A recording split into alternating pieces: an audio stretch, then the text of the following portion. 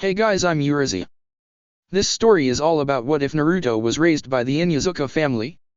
What misadventures could stem from such an upbringing? Before we proceed with the story, please like and subscribe to this channel if you liked the video, and don't forget to check the description for the other works of the author if you liked the story. Let's start. Chapter 22, Cutting It Close. Anko growled as she popped another soldier pill. It had been 3 days since Datara's report, and she still had not seen eye nor ear of her old sensei. Looking for me, Anko-chan. The snake mistress turned around to see her old master phase out of a tree. Thinking quickly, she used her Senei Jashu, but Orochimaru caught it. Kukyukyuku. Still as predictable as always, Anko-chan. You haven't changed a bit. A low growl rose up in Anko's throat. What are you doing back here in Konoha, traitor? Orochimaru simply smirked as he approached his former student. Is that any way to greet your sensei, Anko-chan? Stop calling me Anko-chan and state your business. Orochimaru clicked his tongue in mock displeasure. Oh, how rude. You know, you're just about as feisty as that Uchiha brat. But, not to worry, he'll be experiencing some attitude adjustment very soon. Anko's eyes widened. Oh no. Orochimaru licked his lips. Oh yes. With a feral snarl, Anko pulled out a few senbon and launched them at the snake Sunin. He simply dodged it. Kukyukyuku. Have I taught you nothing, Anko-chan? The man crooned. Anko pulled out a couple of kunao and spun towards Orochimaru while clutching the weapons. Shut up, you old bastard, you never. Arg. The cursed seal on Anko's neck began to glow. She felt her vision blur. The Takujo tried to steady herself. What's going on? She whispered, clutching her neck.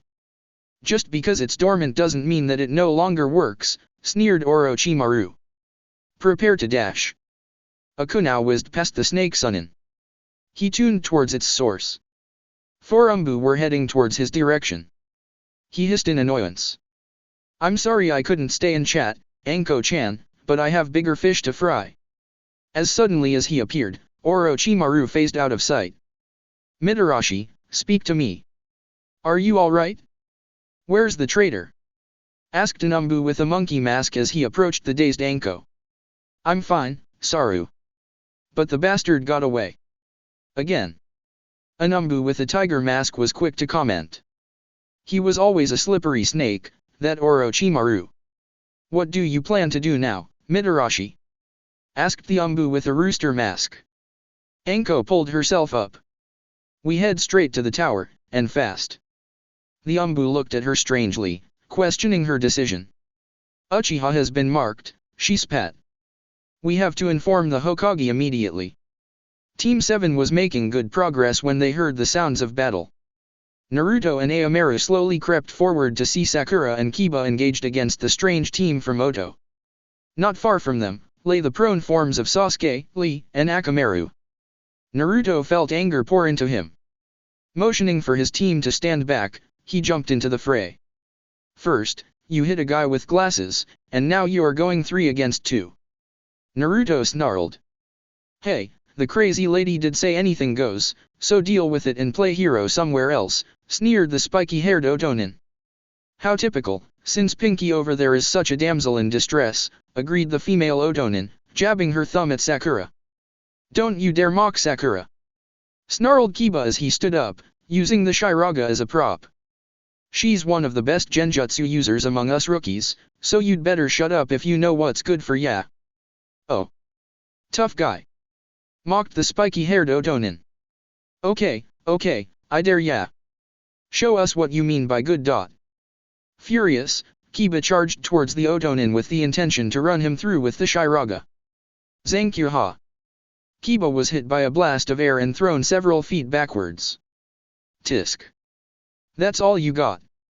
Jeered the spiky-haired Otonin. He turned to Naruto. What about you, Blondie? You just gonna stand there all day? Rookie of the year, my butt. You're just as much as a pansy as the others. Naruto glared at him, shaking with anger. His knuckles had turned white from him clenching his fists. Aomaru's fur was bristled with rage, making him look fuzzier than ever. "What ya gonna do, sunshine?" Spiky went on. "Sick that little fuzzball on me? What's he gonna do? Tickle me to death?" "Zaku, stop bragging and kill the Uchiha already," admonished the bandaged Otonin, speaking for the first time since prior the written exam. "Oh, lighten up Dosa," retorted Zaku. "Blondie here couldn't hurt a fly even if he dash." Zaku had the chance to never finished his sentence because Naruto kicked him so hard, he flew into his female teammate. "You little brat!"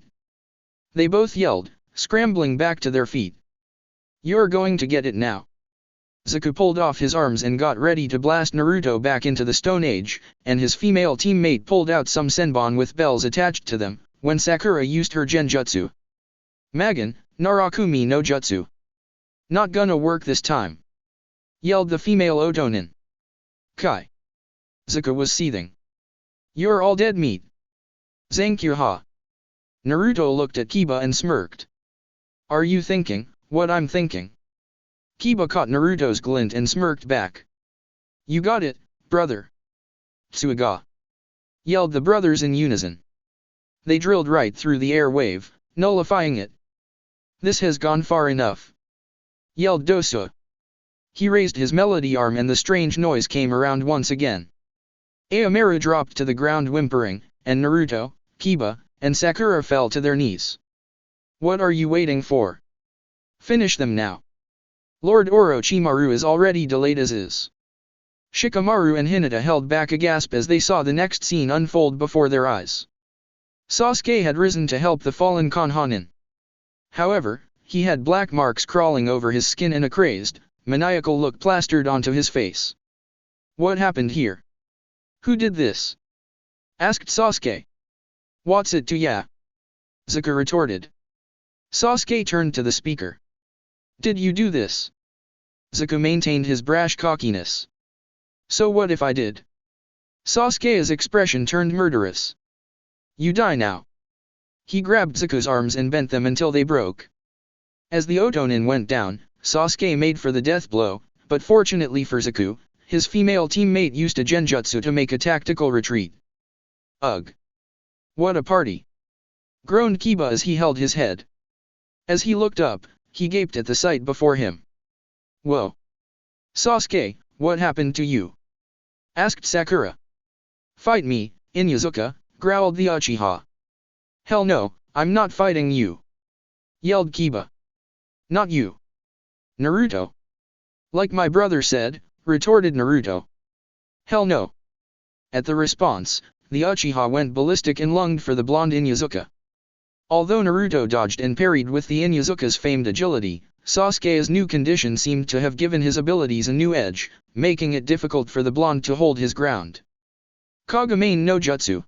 Just as Sasuke's fist was a hair's breadth away from impacting Naruto's jaw, he suddenly found himself unable to make full contact. Naruto made a good distance away from the other boy before flashing his teammate a foxy grin. "Nice timing, Shika." Shikamaru stepped out of the bushes with Hinata close behind him. "Tisk. You're troublesome, but what are friends for?" Sasuke tried move, but Shikamaru stayed immobile.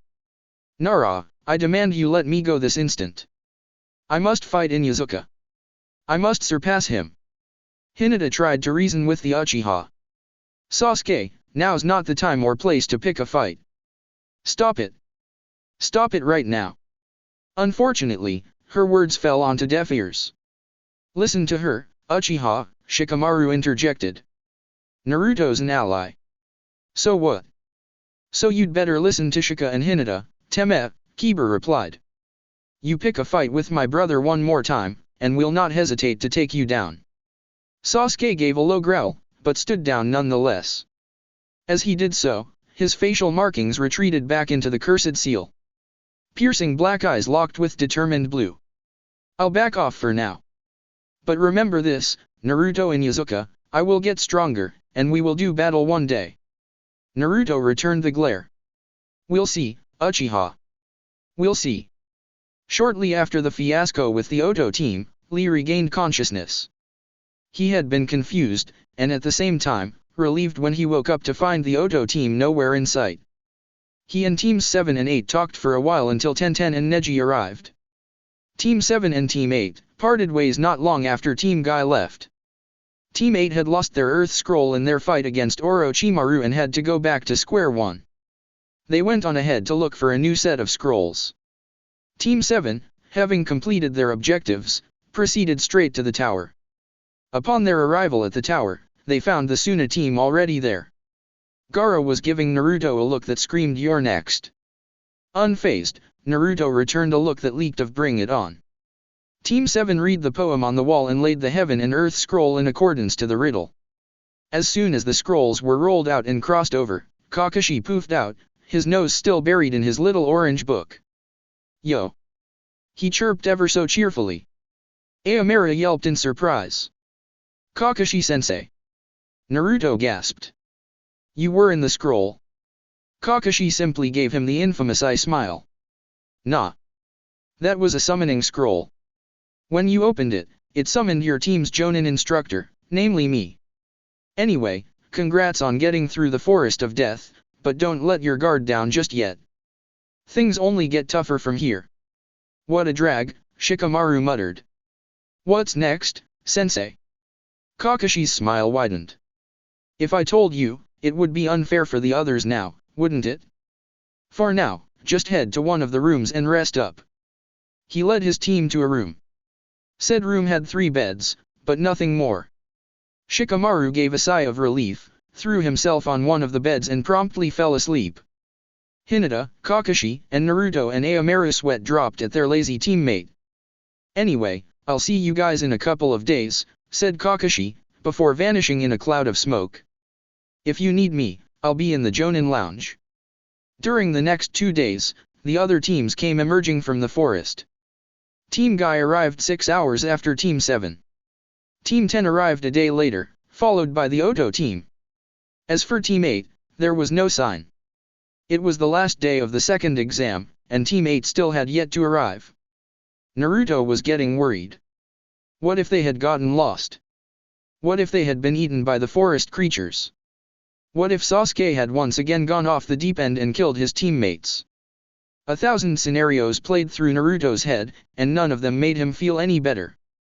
Aomera licked his hand, trying his best to comfort his partner's unease. Suddenly, someone tapped him on the shoulder, breaking him out of his morbid daze. Naruto quickly whipped around and grabbed the hand on his shoulder. His grip relaxed when he realized it was only Hinata. The Hyuga looked startled out of her wits. "Sorry," Naruto apologized. "Force of habit." It's okay, Naruto-kun," assured the girl. "Anyway, I have great news.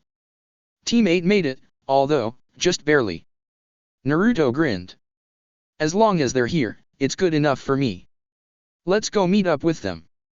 Come on." He grabbed Hinata's hand and ran into the halls, Hinata in tow. Aomera followed behind. Naruto-kun, shouldn't we call Shikamaru-kun?" "Call Shikamaru-kun for what?" drawled a lazy-sounding voice. "Oshika. There you are," Naruto said. "We were just about to look for you." Team 8 dash.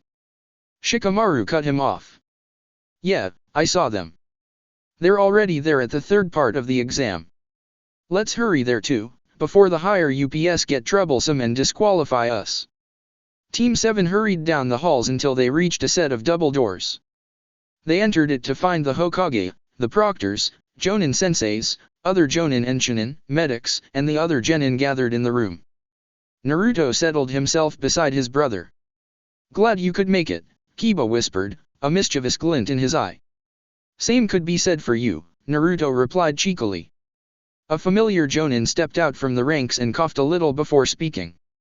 "First of all, I'd like to congratulate all of you for making it through the second part of the exam. You all have proven yourselves mentally and physically. However, we will now see if you can prove yourself in single combat. My name is Hayate Gekao, and I'll be the proctor for the third part of the Chunin exams. Before we proceed, I'd like to announce that the third part of the test is optional. If you feel that you can no longer proceed, please raise your hand and I will check you off." Kabuto Yakushi raised his hand. I'm out. The Chunin exams took a lot out of me. Naruto watched him leave. The feeling of uneasiness returned. There was definitely something wrong with that fellow. Anyone else? Hayate asked. No one else raised their hands. Seeing as no one else wants to leave, let us now proceed to the third part of the Chunin exams. Please proceed to the balconies. When your name appears on the screen behind me, please come down to the arena. The assembled genin leaned forward as various names flashed through the board and stopped it. Chapter 23, The Fight Begins. The fight begins. Sabaku no Kankuro vs Yoroi Akada. The aforementioned genin stepped into the arena, as the others looked on with bated breath. Hayate coughed a few more times and started the match. The two boys clashed head-on. Yoroi grabbed Kankuro and started draining out his chakra. However, something was off. Kankuro did not seem to be the least bit tired, in fact, he was smirking. It was interest turn of events when the Kankuro on field was revealed to be a puppet and the real Kankuro was the one hidden inside the bundle. The puppet wrapped its arms around the startled Yoroi and constricted itself around him until he passed out. Kankuro was declared winner of the match. Sensei, Naruto asked as he watched the medics cart away the fallen Yoroi. Is it legal for that Kankuro kid to be using a puppet? Why yes, Kakashi replied. Battle puppets are considered as weapons. In fact, several Sunanin were known to make use of puppets on field. The downside is that the user needs to have excellent chakra control in order to utilize the puppets at optimum capacity. Judging by the skill of this Kankuro, I'd say his chakra control could even surpass that of Sakura, Neji, or Hinata. Naruto licked his dry lips. Apparently it was not only Gaara that was a tough nut. By the looks of things, fighting any of his teammates would not be an easy task. The names on the screen board flashed through once more and finally stopped on Shikamaru Nara vs. Kinchuchi. Shikamaru was none too happy. I have to fight a girl. He groaned. Of all people, why a girl? The kunoichi present turned to glare at the Nara, challenging him to say something sexist about fighting girls. Shikamaru, noticing the glares, did the smart thing and shut his mouth. Annoyed, he trudged into the arena. You're fighting me? Kin scoffed. Ha. This'll be a breeze. Even my senbon could knock you down. She tossed the needles towards the Nara, and for a split second, he thought he heard bells. He suddenly felt drowsy. For a few moments, Kin had the upper hand and the Konoha shinobi were getting anxious. What's going on with Shikamaru, sensei? Asked Chuji. He wouldn't just let anyone kick him around. Asuma looked at the young Akimichi. He could tell that Chuji was concerned for his friend, since both Chuji and Shikamaru were practically friends since their diaper days. Don't worry Chuji, he assured. I'm sure Shikamaru has something up his sleeve. He always does. Look. Ino crowed excitedly, pointing towards the arena. Sure enough, as Asuma predicted, Shikamaru had managed to turn the tables. After several maneuvers, Shikamaru finally had Kin where he wanted her. He used his Kagamain via the shadow on her stringed senbon. The shadow was thin and almost invisible, but a shadow was a shadow and that alone was already opportunity enough for the Nara. At first, Kin was surprised when she was caught, but after a while, she noticed that whenever Shikamaru moved, she moved as well.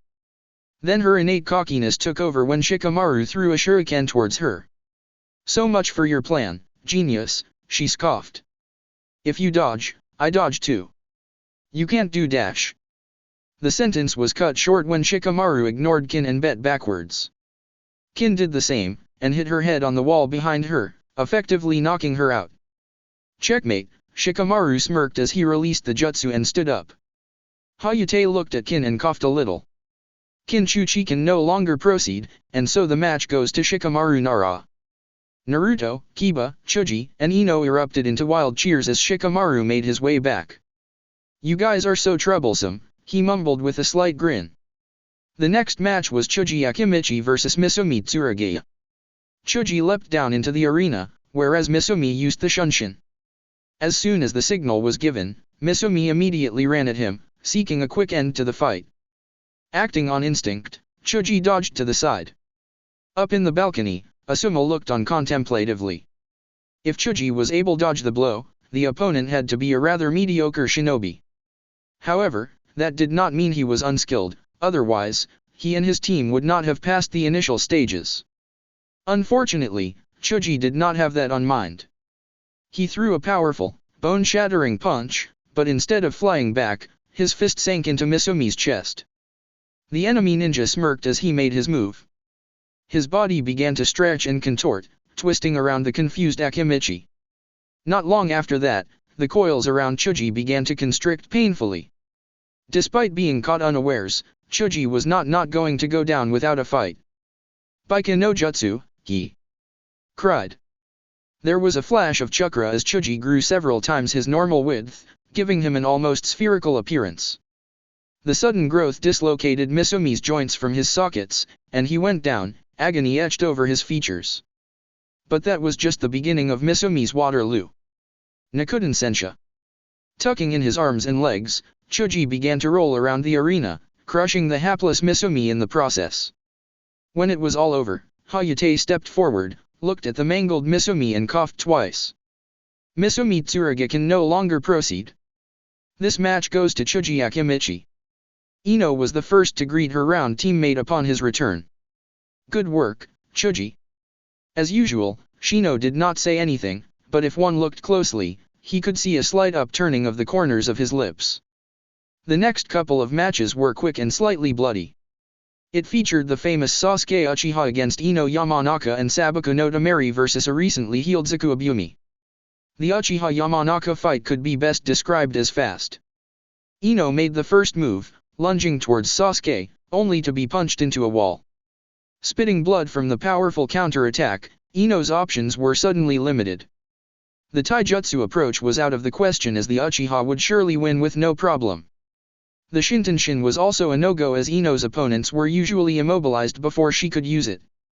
At this point, the best possible choice would be the approach Deidara taught her not too long ago. Deftly dodging several kunao, Ino reached for her weapon pouch and grabbed a few tagged kunao and smoke pellets. Tossing it towards Sasuke's general direction, she put her hands in the hand seals she had seen her half-brother so often use. Katsu. There was a loud noise, followed by a huge cloud of smoke. Taking advantage of the confusion, Ino dove in, hoping to catch Sasuke off guard. She swung her fist, only to have it caught by none other than the Uchiha himself. Sasuke quickly twisted Ino's arm behind her as he placed a kunao at her neck. Game over. Throughout the entire duration of the fight, Ino had not even landed a single hit. After Sasuke had been declared the winner, the cursed seal had started to act up once more. He collapsed and was immediately sent to the infirmary under Umbu guard. Jiraiya, where are you? Pondered Sarutobi. Upon hearing that Orochimaru had returned, he had written an urgent letter to Jiraiya, the brawn of the Densetsu Sunin and wielder of the Toad contract, ordering him to come nullify the cursed seal on Sasuke and aid in the capture of the wayward Snake Sunin. In the arena below, it was now Zaku and Tamari's turn. Both contenders eyed each other with contemptuous regard. Well, looky here, if it isn't a fangirl, Zaku taunted. Well, looky here, if it isn't a blowhard, Tamari retorted. Zaku frowned. Oh, it's on now. Zankyuha. Pointing a tube-implanted arm at her, he blasted a mixture of sound and air towards the Sunaku no Ichi. Tamari swung her fan, revealing a purple circle. As she did so, the attack was nullified. One moon, she said calmly. So that's how it is, huh? Well, two can play it that way. Throwing both his arms to the side, Zaku fired another Zankyuha. Tamari blinked in shock as twin blasts went sideways and ricocheted, catching her in a pincer. She leapt into the air only to discover that the attack was still tailing her. Fortunately for her, they were now coming from the same direction. Kama Itachi no Jutsu.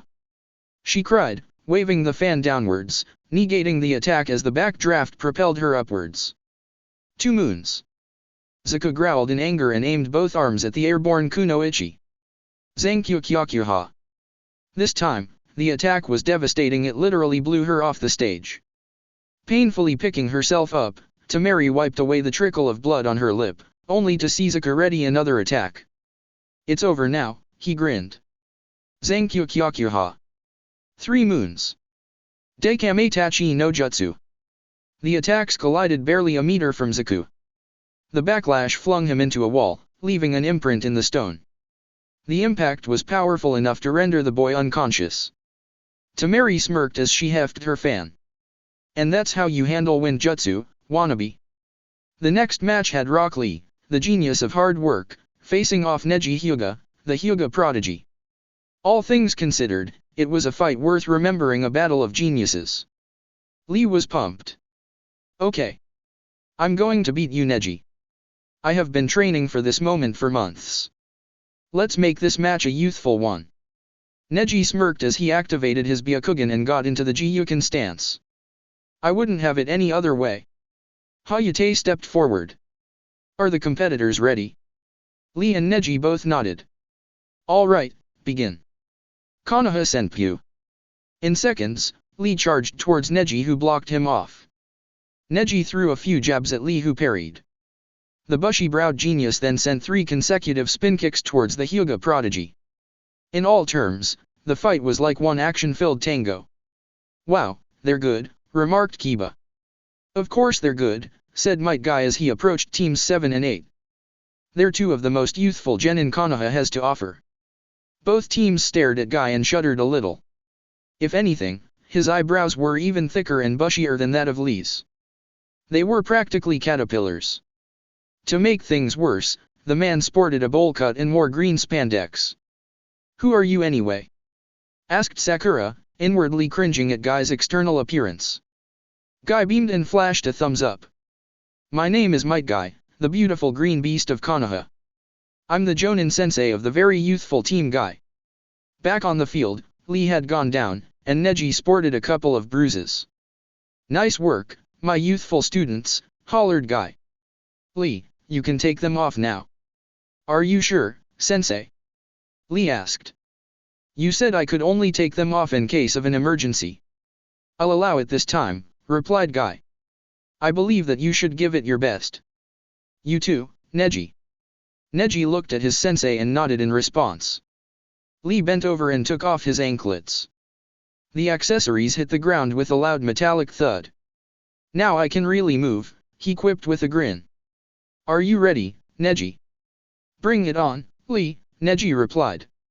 Lee suddenly disappeared in a cloud of dust.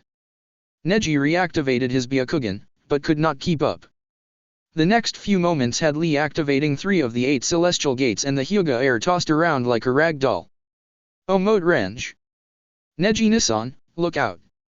Yelled Hinata. Neji was suddenly wrapped in Lee's bandages and driven into the ground by what seemed like a tombstone pile driver. The impact created a crater on the arena floor below. When the dust cleared, Lee painfully picked himself up, and Neji came out battered, but still conscious. Kiba was practically close to falling over the railing as he leaned on. What happened? I could have sworn Neji got hit. Kawarami no Jutsu. Kurenai replied, pointing to a log that was wrapped up like a sushi roll. Most people tend to rely on the more complex jutsu that they underestimate the most basic jutsu. Keep in mind that when used properly, even the most basic jutsu can pack quite a punch. The Oto team's Jonin sensei smirked. This crop of genin was probably the best Konoha had in years. Oh, the jutsu in their arsenal. It was only a matter of time before the Uchiha's body was his and all the jutsu in the world would be at his fingertips. Back in the arena, Lee had activated the 5th gate and was now rushing in to perform the Yura range. At this point, Neji could only do the one thing that could keep him safe until Lee's gates burned out. Kaiten. As Neji's hands began to spin, it gradually picked up speed. In a matter of seconds, Neji was surrounded by a dome made entirely of chakra. Even with his barrage combos, Lee could not break through. The fight raged on until Lee's gates had burned out. He was tired, but he still had some fight left. He charged towards Neji once more. Neji, who was just as exhausted, prepared his next line of defense. Hakurokyu Yansho. 2 strikes. Neji shut down a couple of Lee's tenketsu. 4 strikes. 8 strikes. Now 12 of Lee's chakra points were disabled. 16 strikes. 32 strikes. Lee could no longer move his right arm and left leg. 64 strikes. The fight ended with Neji closing off Lee's tenketsu and disabling him. However, Neji had exhausted his chakra and passed out as well. Seeing that none of the combatants had any energy left, Hayate declared the match a draw. The unconscious Neji and Lee were carted off to the infirmary with Guy standing over them, crying about the fires of youth, and Tenten wishing her teammates a speedy recovery. To have both your students fight each other. That must have been tough on you, remarked Kakashi. Yes it is, answered Guy. It's bad enough that I have to be impartial for both parties. If anything, it was a good thing this match ended in a draw. Team 7 was stumped. What do you mean, Guy-sensei? Neji and Lee's relationship is what you could call a friendly rivalry, Guy explained. Neji has a tendency towards big-headedness and fatalism, and Lee is over-competitive and has a distorted perception of his own limits. Had Neji won, he'd probably be showing off and pushing Lee to train until he drops dead. However, Neji's ego stems from a combination of Hyuga pride and a clan pressure. Had he lost, not only would he have been considered as weak by clan standards, but his fatalism would also prevent him from working harder to overcome his failure. Team relations sure are complex, remarked Kiba. Amen to that, replied Naruto, adding his 2 cents. Especially rivalries. They're just so troublesome. Shikamaru offered. Naruto grinned. Couldn't have said it better myself. Chapter 24, Brother Against Brother. It was currently the preliminary round of the third part of the Chunin exam, and the shinobi present at the time were watching the screenboard with bated breath. The combatants' names flashed at random until it finally rested on Konoha's Shino Aburame, who was going against Oto's Dosu Kinyuta. Almost immediately after the match started, Shino unleashed his Kikai bugs onto his opponent. Bugs. Dosu scoffed. Humph. My melody arm will take care of that. Raising his gauntlet, he activated the sound waves that confused the bugs. The insects surrounding him fell off and crawled off onto the arena. The next several minutes had Shino facing Dosu off without his bugs. Although Shino, unlike most Aburames, had some skill in taijutsu, it was usually combined with his bug techniques. What made it difficult was the fact that Dosu was older, and therefore, much more experienced. Give up now, said Dosu. Without your bugs, you are nothing. Are you sure? Replied Shino. You haven't met my ace in the hole yet. In seconds, Dosu was surrounded by thousands of Shino's chakra-eating beetles. What's going on? My melody arm should have disabled your bugs. Shino simply quirked an eyebrow. When my bugs initially surrounded you, their queen was among them. The queen simply attached herself to you and released a special pheromone. Even though the bugs may no longer be under my control, they are still controlled by the queen. Either you forfeit now or my bugs will drain out your chakra. Dosu growled and raised his hand. Proctor, I forfeit. Hayate cleared his throat and declared Shino the winner. Up in the balconies, Asuma gave his student a thumbs up. The next match was Sakura Haruno against Tenten.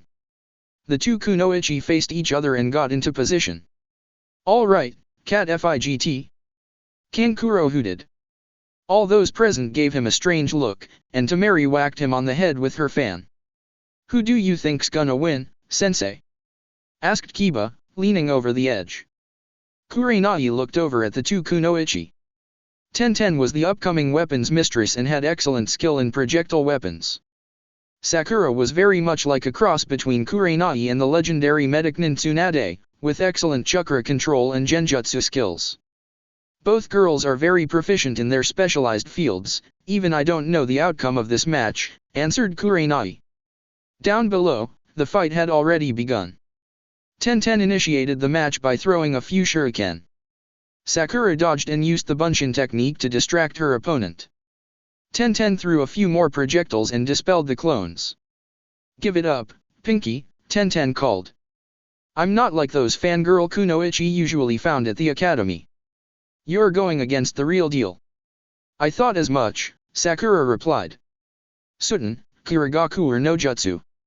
Let's you try to hit me in this fog. Tenten growled a little. Shurihutsu, trans, throwing skills, was only effective when one could see the opponent. However, the fight was not over yet. Pulling out a scroll, she unsealed a bow staff. The fight diverted into a taijutsu bojutsu match. Unlike Shino and Doso's match, where logic beat experience, Sakura and Tenten's match was the inverse. There, it was Tenten's veteran skills that overcame Sakura's brain. Hayate called the match. Sakura Haruno is no longer able to battle. Tenten is the winner. Tenten cheered and raised her hands in victory signs. At the balcony, Guy gave her his trademark nice guy pose. Tenten walked up to a bruised Sakura. Nice match, she acknowledged, helping the other girl up. Thanks, Sakura replied. You were great out there, too. Boo, you stink. Called Kankuro from the balconies. This has to be the worst catfight ever. Sakura's eye twitched. Tenten looked at her with an evil twinkle in her eyes. Wanna beat him up? She offered. The same evil twinkle appeared in Sakura's eyes. Let's. Moments later, Kankuro was being run down by not 2, but 3 very irate kunoichi. Apparently, Tamari could no longer tolerate her brother's boorish behavior during the match. The other shinobi rolled their eyes and sympathized with the hapless puppeteer.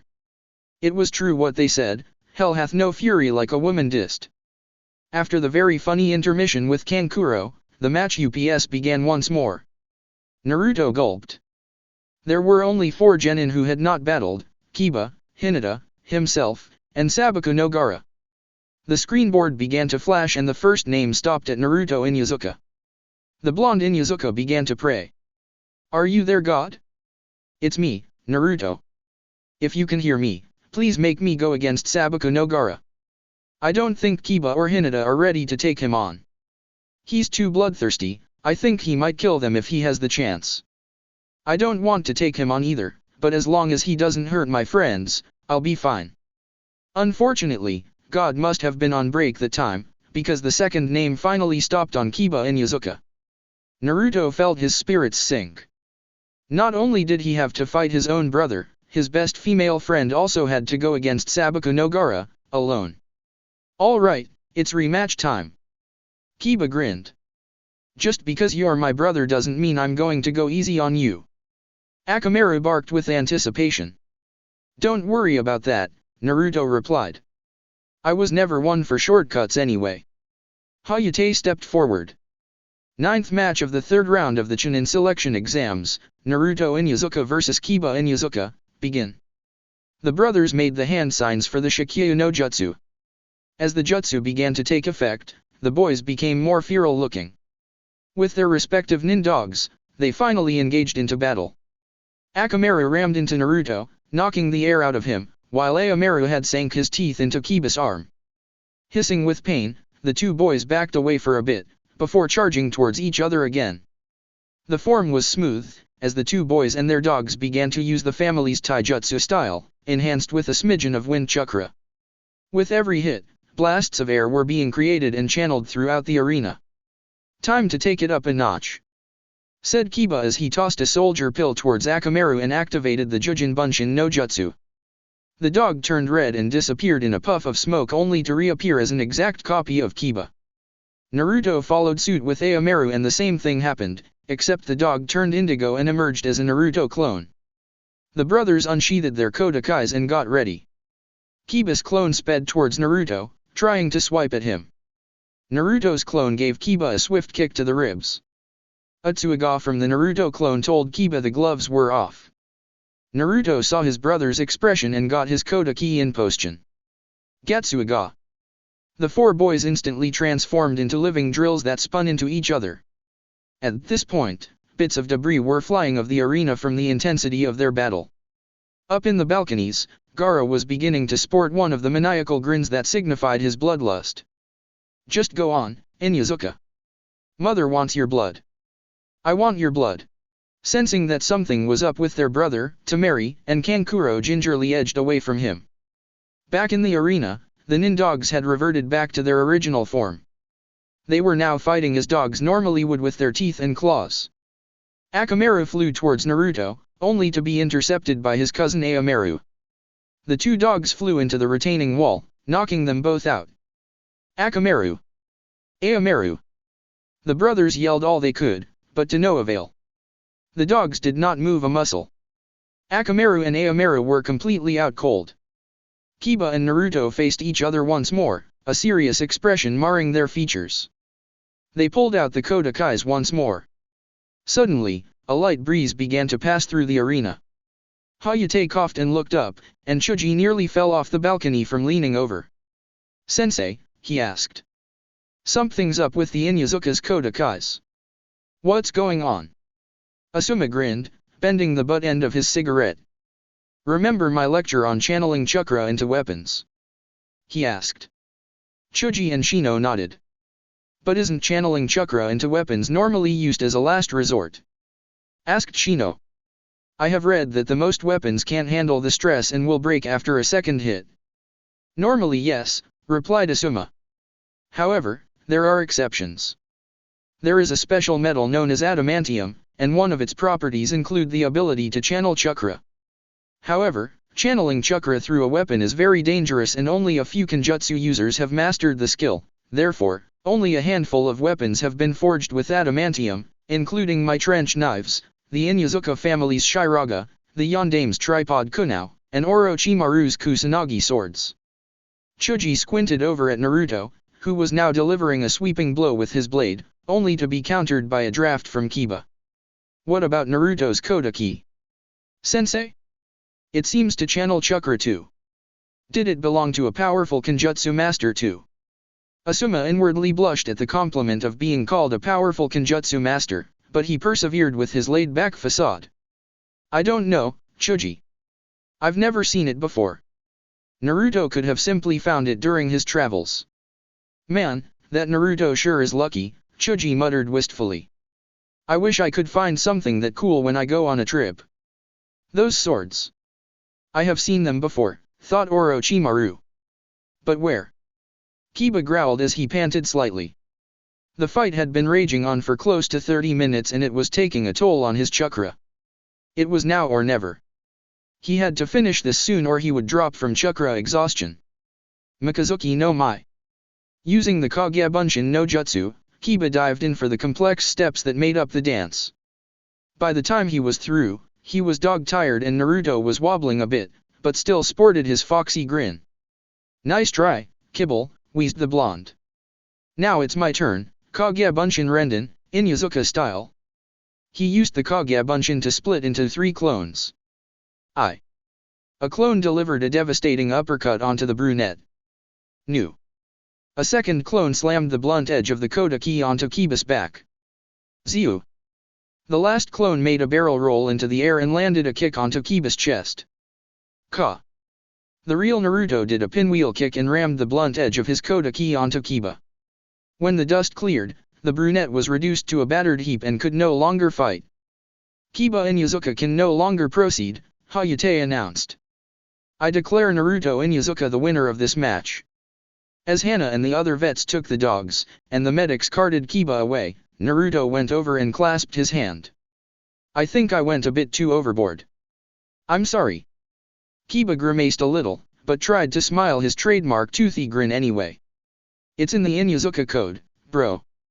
Never hold back. 100% all the way." He coughed a bit of blood. "Besides, we had a great match. I now know where I stand against you. When I get out of the hospital, I'll be training a bit harder. Next time we fight, you're going down." Naruto gave his brother a clap on the shoulder. "Get well soon, brother." Pretty soon, the other Inuzuka had been wheeled away followed by Sakura and Kurenai. As Naruto made his way back to the balconies, he was greeted and congratulated by his friends and teammates. Suddenly, a small jar appeared right onto his peripheral. "What this?" he asked. Hinata blushed. "It's a special salve that I made for cuts and whatnot. It's supposed to speed up the healing process." Naruto flashed a grateful smile as he spread some of the ointment onto his injuries. As Hinata said, the cuts were beginning to heal. "Hey, this stuff really does work. Thanks Hinata-hime." Kakashi peered from his book. "It's actually the kyubi rather than the salve itself, but I suppose it could be both." A beeping sound signified the match UPS for the last fight, Sabaku no Gaara against Hinata Hyuga. Before Hinata went downstairs, Naruto called her for a moment. "This guy is dangerous," he warned. "He's bloodthirsty and most obviously psycho. It would be much better if you forfeit now." "But Naruto-kun," Hinata argued. "I thought your Nindo was to never give up, and dash." Naruto cut her off. "Hinata Hime, have you forgotten what he did at the Forest of Death? The guy destroyed a team of Aimnin without moving. I'm telling you this not as a teammate, but as a friend. If you value your shinobi career, just forfeit now. There's always next year." "But my Gyuken could dash." "Naruto's right, Hinata," said Kakashi. "Based on what you've told me, this Sabaku no Gaara is very unstable and could very easily dash." Hayata's voice broke the argument. "Will Hinata Hyuga please proceed to the arena before she is disqualified?" Hinata's eyes narrowed. "I'm sorry, Naruto-sensei, but I have to do this." She leapt down into the arena. "I'm here." Kakashi felt a surge of pride at Hinata's newly found assertiveness. All those years of hanging out with Naruto must have rubbed off on her. Throughout the years, she had begun to stutter less and her proficiency in the Gyuken was just below that of Neji's. There still could be a ray of hope in her fight against Gaara. "You reek of courage. Mother wants your blood now." The cork popped out of Gaara's sand gourd, and a wave of sand approached itself towards Hinata. Thinking quickly, the Hyuga used the Gyuken to dispel the chakra within the sand. The sand fell harmlessly onto the arena. "She's good," whispered Kakashi. "She used the Gyuken to interfere with the chakra controlling the sand. She actually might have a chance." The fight went on for a bit, with Gaara releasing his sand towards the Hyuga, and Hinata dispelling the chakra. However, the current fight was at the attack and parry level, and simply came to no conclusion. Sabaku tsunami. A giant wave of sand loomed over Hinata and was close to engulfing her. In the balconies, Naruto's grip on the hand railing tightened. If the sand got a hold of Hinata, she would be as good as dead. Fortunately, Hinata had one more trick up her sleeve. Kaiten.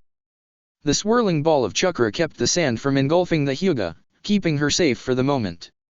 As the sand began to disperse, Hinata began to move in for the kill. Hakurokya Juyansho. 2 palms. Unbelievable. Tamari gasped. She managed to land a hit right on Gaara. 4 palms. 8 dash. However, at the 8th strike, Hinata's palm went right through Gaara. Apparently, he had been covered with a special armor made of the same type of sand found in his gourd, and the sand had found its way to cover the lower half of Hinata's right arm. The startled Hinata tried to pull away, but to no avail. The remaining sand under Gaara's control began to creep up her legs as well. Shikamaru's eyes widened. "He's gonna do it. Sensei, do something." Kakashi leapt down to the stage. "This has gone far enough. Stop it now." Hinata forfeits. Gaara turned to face Kakashi. "She has struck me and angered mother. We demand her blood. Byubun Sabaku Q."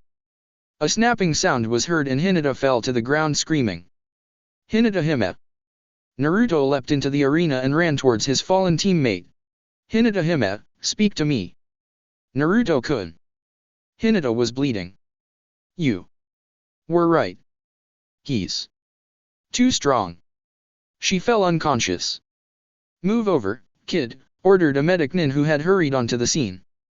He checked Hinata's vitals and grimly clicked his tongue. "Bring in the gurney and 4-tube, stat. This one might spend some time in the ICU." At the medic nin's words, Naruto fell to his knees, tears of regret and frustration blurring his vision. He saw a patch of blood. Hinata's blood. Blood. Red. Gaara. Rage took over him. "You hurt Hinata Hime.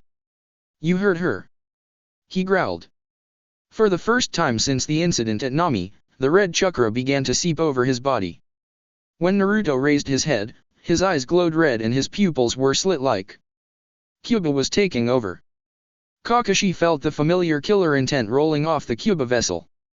"Oh no. Not again, not now."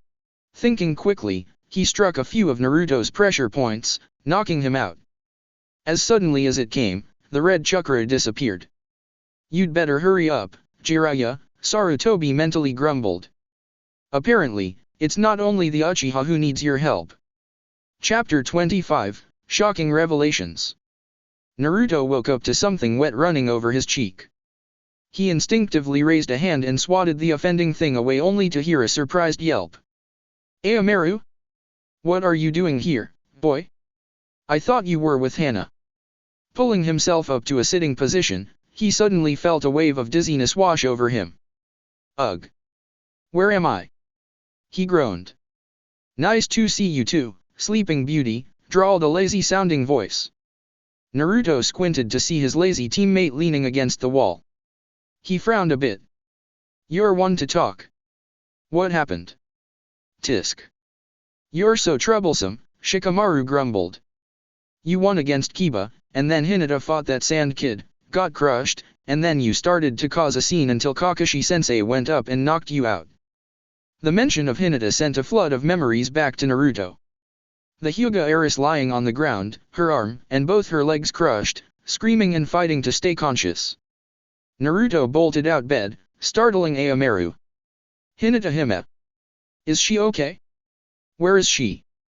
The lazy Nara tried to calm him down. Whoa, easy there, Tiger.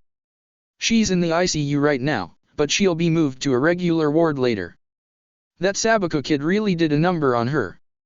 He gave a low whistle. The only people who are able to visit her right now are her immediate family and Kakashi-sensei. The blonde did not say anything, but simply nodded solemnly.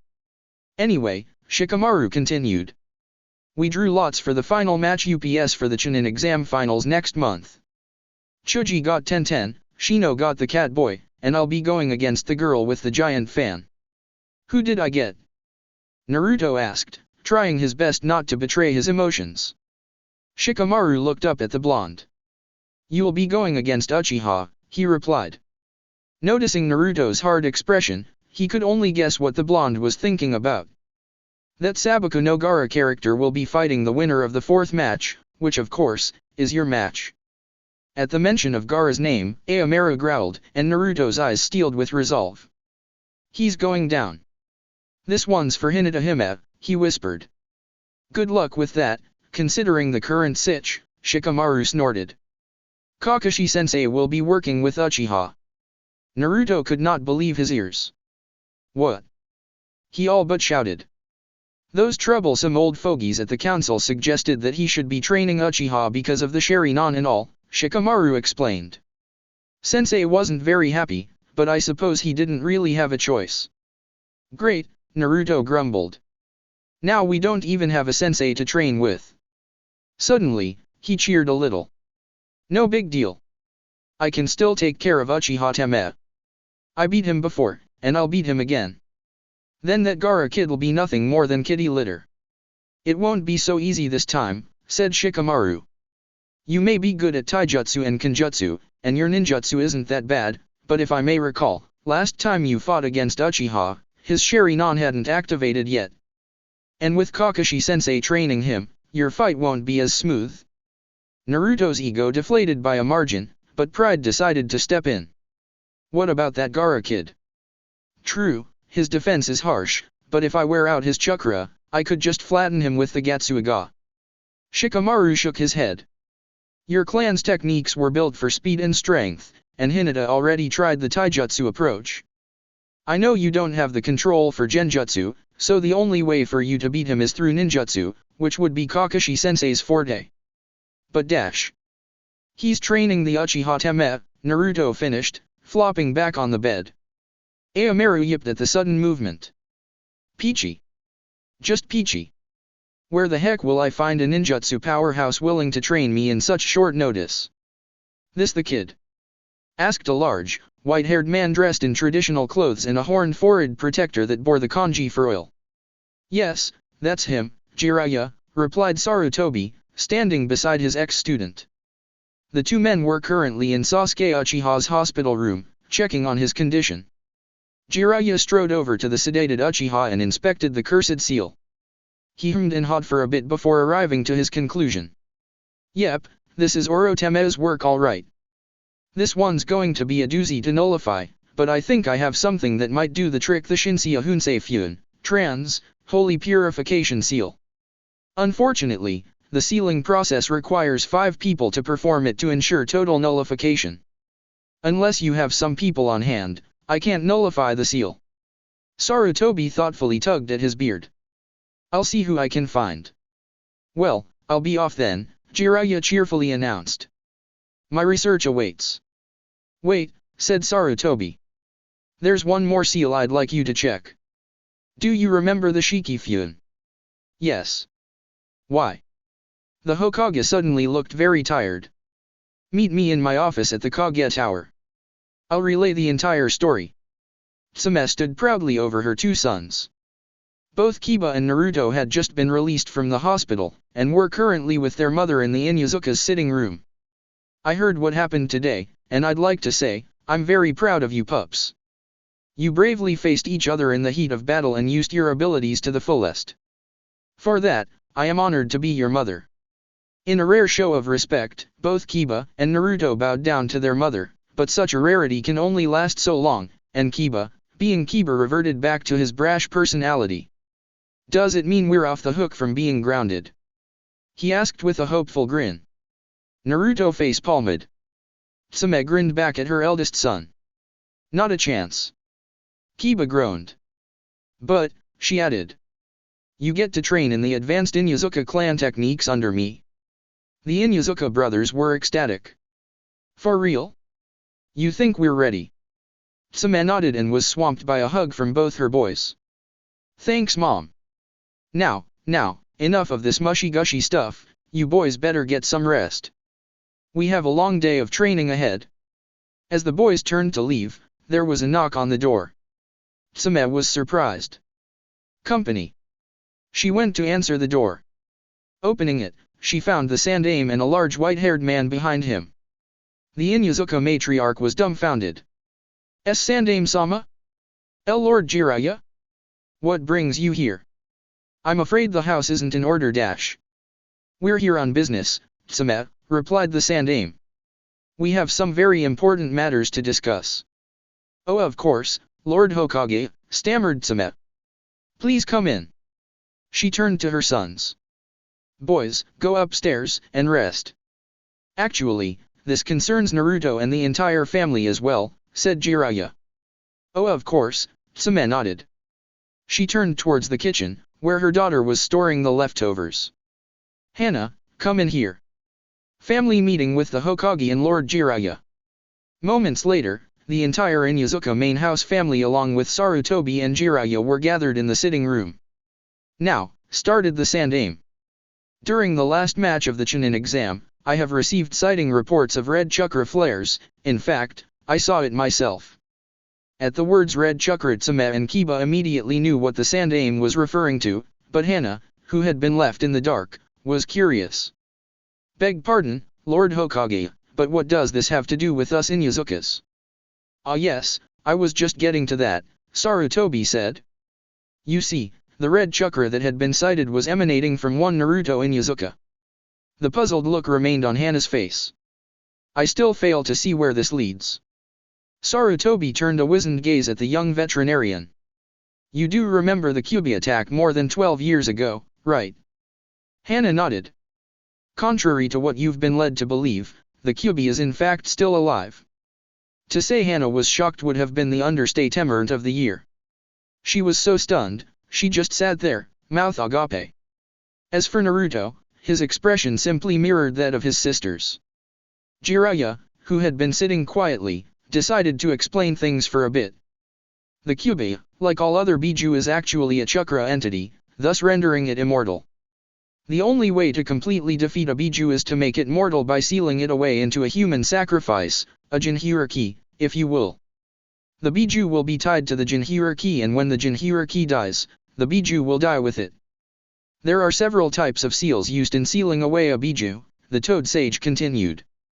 But the most effective one is the Shiki Fyun, which requires a newborn child as a Jinhyuriki. Unfortunately, this jutsu is a double-edged sword. While it will seal away the Biju into its Jinhyuriki, it will also kill the seal user. After listening to the entire story, Naruto had enough and decided to voice his opinion. I thought this entire business was about the red chakra that I supposedly released. I don't see how that old furball is roped into this. The Sandaime gave the blonde a solemn look. Alright Naruto, I'll humor you. Apparently, the red chakra flares up when you get very angry. When was the last time when you got that mad? Naruto looked pensive for a while. Well, according to Shikamaru, I got really mad yesterday when I saw that Gaara kid crush Hinata Hime, and he said he hadn't seen me get that mad since that incident at Nami when I thought Hinata Hime had died. So seeing your friend Hinata get hurt makes you angry, Jiraiya noted. Tell me Naruto, what do you see when you get angry? I am not sure. Once, I did see the Kyuubi's form, but I thought it was a ghost. Come to think of it, I see it in my nightmares too. But I'm not the fox. I swear, I'm not. Calm down, Naruto, said Sarutobi. No one said you were the fox, and take my word for it, you are not the fox. You are its jailer. You are what keeps it from doing any more harm. You are a hero. But the Kyuubi, it killed so many people, including Dad. Naruto's eyes welled with tears. Mom, Kiba, Hana, I'm so sorry. The dad comment struck Tsume, Sarutobi, and Jiraiya. They knew that the boy was referring to the ephemeral Hasegawa couple, and maybe Shippo Inuzuka, but they could not help but think of Naruto's biological father, the Yondaime. Losing both men to the Kyuubi, the poor child had never met any of his fathers. Kiba was the first to comfort Naruto. Hey bro, don't sweat it. It wasn't your fault. It's that old furball, and karma already bit him in the butt and he can't do squat about it, so haha to him. Yet whoop, Hana teasingly interjected. You've been doing a fine job so far. Fox or not, you're still our good old Naruto, and we wouldn't trade you for the world. Runt, Tsume spoke. You've been living with us for so long and you still don't know our code? We would never abandon a pack member, and that includes you, Naruto. You're part of our pack, our family. We would love and protect you, no matter what. The blonde sniffed and hiccuped a little. But what if I get mad and lose control again? What if the fox gets out? This time, Jiraiya broke the blonde out of his tirade. Naruto. Raise your shirt, he commanded. Are you some sort of pedo? Kiba asked. Jiraiya, Tsume, and Hana whacked his head. Gingerly, the blonde raised his shirt and the seal on his navel came to view. See this mark? Said Jiraiya, placing his hand on Naruto's stomach. It's good and solid. The old fuzzbag will never get out. Although it's a bit worn around the edges, but I can fix that. Phew. A few extra marks appeared on the seal, glowing red for a moment, before blending in with the rest of the seal. There. Jiraiya proudly remarked. Now, you don't have to worry about that fox. Naruto was slightly doubtful. Are you sure? The Toad Sage frowned. Do you doubt me, Jiraiya of the Sunin? The greatest ninjutsu master within the 5 elemental nations. Naruto lightened up. You're a ninjutsu master? Lord Jiraiya, can you train me in ninjutsu for the Chunin exam finals? Please. Naruto. Tsume barked. But mom. Naruto protested, his voice escalating into a near whine. Shikamaru said that the only way I could beat this Sabaku no Gaara kid is if I used ninjutsu. Besides, he hurt Hinata Hime. I'm winning this one for her rather than for me. You're doing this for a girl? Jiraiya asked, wiggling his eyebrows. Naruto was slightly apprehensive after seeing the Sunin wiggle his brows, but he decided to answer anyway. Yes. Jiraiya clapped a heavy hand on the blonde's back. Hee. I like you, kid. Alright, I'll train you. He turned to Tsume. If it's okay with you, that is. Tsume looked at Naruto, who was looking back at her with his trademark puppy dog eyes. Exhaling loudly, the Inuzuka matriarch agreed. Oh, what the heck. Go ahead. Naruto enveloped his mother in a hug. Thanks, Mom. You're the best. I think we can train in the afternoons, said the Sunin. If your schedule allows it. I believe it will, said Tsume. I'll be training you boys in the morning anyway. Now, Get some rest you pups, we have a big day tomorrow. Okay, good night Mom, Lord Hokage, Lord Jiraiya. A few seconds later Naruto had disappeared upstairs. Kiba followed his brother upstairs. See you tomorrow Mom. Lord Hokage, Lord Jiraiya. Hana stood up and headed towards the back door. I'm going out to check on the dogs. I'll be right back, Mom. Goodbye Lord Hokage, Lord Jiraiya. Tsume stood up as well and bowed before the Hokage and Jiraiya. Thank you for gracing us with your presence, Lord Hokage, Lord Jiraiya. Actually Tsume, chuckled the Sandaime. We should be thanking you. You've raised a fine family, you have. And Hana, Kiba, and Naruto have come a long way too. Tsume blushed a bit. Oh, it's nothing, a little firm parenting wouldn't do. Just then, Jiraiya decided to interrupt. Sensei, Tsume, I hate to spoil this courtesy call, but we have more serious matters on hand. Orochimaru has marked Sasuke Uchiha. Tsume's expression hardened. So I've heard. But what does it have to do with me? A lot of things actually, replied the Toad Sage. I want you to help us seal it off, first thing tomorrow morning. Chapter 26, Facing Evil. The next morning, Kiba and Naruto woke up early and padded downstairs, half expecting to see Tsume waiting for them. However, the Inuzuka matriarch was nowhere to be seen, and in her stead, a post-it was stuck on the fridge. Pups. Jiraiya and I have postponed your training today. Apparently, your teammate Sasuke Uchiha needs our help for the rest of the day, so think of today as your special day off. Love. Mom. P.S. You're still grounded, so you might as well clean the kennels now. Maybe you can get your Uncle Shida to help. Naruto and Kiba stared at the note for a long time, until the blonde angrily grabbed the note and viciously ripped it into tiny pieces. It's not fair. He screamed. First Kakashi-sensei, now Mom, and Jiraiya. Why is it that when it comes to Uchiha, grown UPS have the tendency to ditch us and give him the special attention? Kiba simply stood there and silently watched Naruto fume. He knew better than to say something that might further anger his brother. Suddenly, the rushed patter of feet was heard as Hana tumbled downstairs, still dressed in her sleepwear. Where's the fire? She asked. I heard screaming. Kiba pointed to Naruto who was still ranting about attention-starved jerks and flaky grown UPS. Hana's mouth formed an O as she digested the information on their mother's note and the cause of her blonde brother's anger. Naruto eventually ranted himself out and calmed down, and that was when the Inuzuka siblings finally gathered together to clean the kennels under the supervision of their Uncle Shida.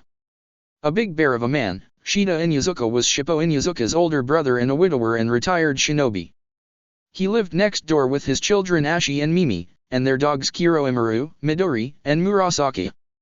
He had given up the position of clan head to Shippo after he was blinded in the Third Shinobi War.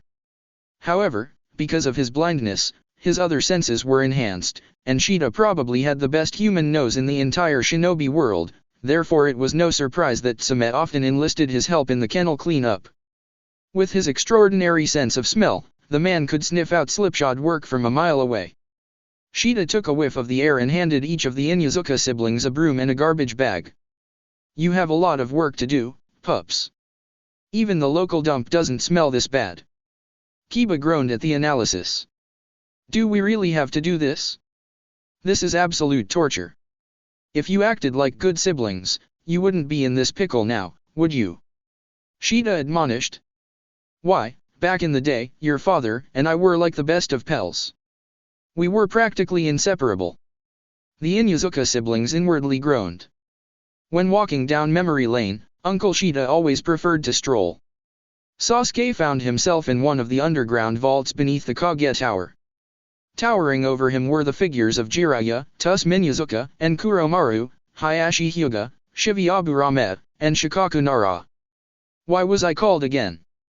The raven asked tersely, glaring up at the solemn assembly before him. You were marked by Orochimaru, were you not? Stated Shivi. That cursed seal is nothing but bad news. It needs to be sealed immediately. Why? Asked the Uchiha. It seems to add to my power. I can feel it coursing in my veins. Power at the cost of humanity, roared Hayashi. A bargain that you know all too well, Sasuke replied icily. Byakugan eyes flashed with rage. Enough. This situation is entirely different, and you know it. You may have a point, said the Uchiha, smirking wickedly as the Hyuga patriarch shook with barely concealed anger. One is a cursed seal that gives immense power, whereas the other is a cursed seal that limits it. Shivi, Tsume, Kuromaru, and Shikaku turned an uneasy eye on Hayashi. It was a known fact that for years, the man had been lobbying to ban the caged bird seal from being implanted on the Hyuga branch house members. Even the current clan heir, Neji, had not been spared from the indignity as his parents were from the branch house. But for all of Hayashi's efforts, there had only been little progress as there were fanatical main house members who wanted to keep the tradition of the caged bird seal. Fortunately, the next generation of Hyugas were raised to be more liberal, so there was still a good chance for the seal to be banned and the two houses reunited. It was at this moment that Shikaku Nara intervened, before things got out of hand. Can't we just put aside the family feud and start the sealing? He said. This whole issue is getting troublesome. The Hyuga clan head muttered something under his breath and stalked back to his colleagues. Well then, let's get this show on the road, said Jiraiya, cracking his knuckles. Sasuke, take off your shirt and stand in the middle of the sealing circle, please. Hayashi, you stand at the Genbyo gate. Tsume, you take Suzaku. Shivi, you take Byakko, and Seiryou goes to Shikaku. I'll be taking charge of the central meridian right behind Sasuke. Sasuke, you'd better brace yourself, because I assure you this will hurt. These are the hand signs for the Holy Purification Seal, the Toad Sage continued. Just follow my lead. Boar, rabbit, tiger, ram, tiger, dog, rat, ox, horse, ox, monkey, snake, rabbit, dragon, dog, rooster, ram, rat, monkey, snake, rooster, boar, horse, dragon. The senior Jonin followed the Sunin's actions, and as they did, the cursed seal began to glow an eerie crimson. The young Uchiha writhed in pain, but Jiraiya and the senior Jonin remained steadfast and continued with the sealing ritual. After the last hand seal, the cursed seal pulsed, still glowing red. Is it done? Shikaku asked, panting. Not even close, wheezed the Sunin. We've only sealed off the yang half of the seal. There's still the yin side to nullify, and we have to wait for the exact timing, otherwise it'll be all for nothing. I did say that this seal is a doozy to nullify. What are we waiting for? Asked Tsume, rubbing her palms. Let's deal with this seal. I'm afraid you won't be able to do that, my dear, came a new voice. Jiraiya and the senior Jonin whipped around and saw Orochimaru leaning against the wall with a lazy smirk plastered on his face. The snake Sunin sauntered into view, geared up his old Jonin uniform plus a Konoha headband glinting on his forehead.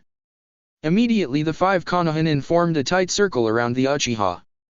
A low growl erupted from both Jiraiya and Tsume. Orochimaru, Hayashi, Shikaku, and Shivi shifted into their battle stances. Nice to see you too, Dobe, the snake hissed as his golden eyes flitted towards Jiraiya. You won't be taking the Uchiha, traitor, shouted Hayashi. Orochimaru's mouth twisted into a predatory smirk and his tongue snaked out to lick his hips. Really? I like to see you try. Chuchi Bunshin no Jutsu. Several clones rose from the earth, each one taking the form of the snake Sunin, right down to the same inhuman grin on their faces. Without a word, they charged towards the Konohanin. Kage-yuri no Jutsu. Trans, Shadow Spear Technique. Shikaku's shadow expanded and spikes rose out, impaling the clones. Hakurokya Juyansho. 2 strikes. 4 strikes. 8 strikes. 16 strikes. 32 strikes. 64 strikes. Hihutsu, Mushidama, Trans, Secret Technique, Insect Sphere, Dot. Kyakudo no Gatsuiga, Trans, Extreme Gatsuiga. Rasengan. A swirling ball of chakra was slammed into several clones, and they too, dispelled. In the midst of chaos, Orochimaru took it to his opportunity to attack. Brandishing his Kusanagi sword, he spun through the air, aiming towards the Konohanin. Anticipating the attack, they dodged and was about to counter, when a blast of killing intent from the traitor effectively froze them in place.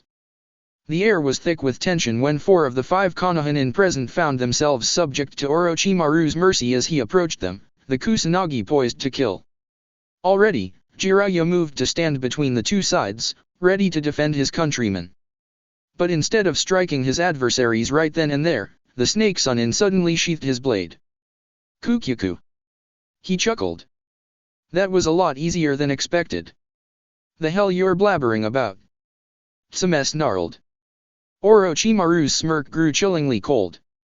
As if your puny, impulsive brain could ever comprehend my scheme. You're too much like the dobe. At this both Jiraiya and Tsame growled again. Always too focused on the now, rather than the then and after. The calculating grin shifted to Shikaku. So much for your so-called genius. You can't even recognize a diversion in plain sight. The blood drained from the Nara's face. You don't mean. Regrets they always come too late, said the evil Sunin in a patronizing tone. And thanks to your idiocy, I've already won. Jiraiya paled. No. Mocking laughter rang out of Orochimaru's lips. You have always been a dobe.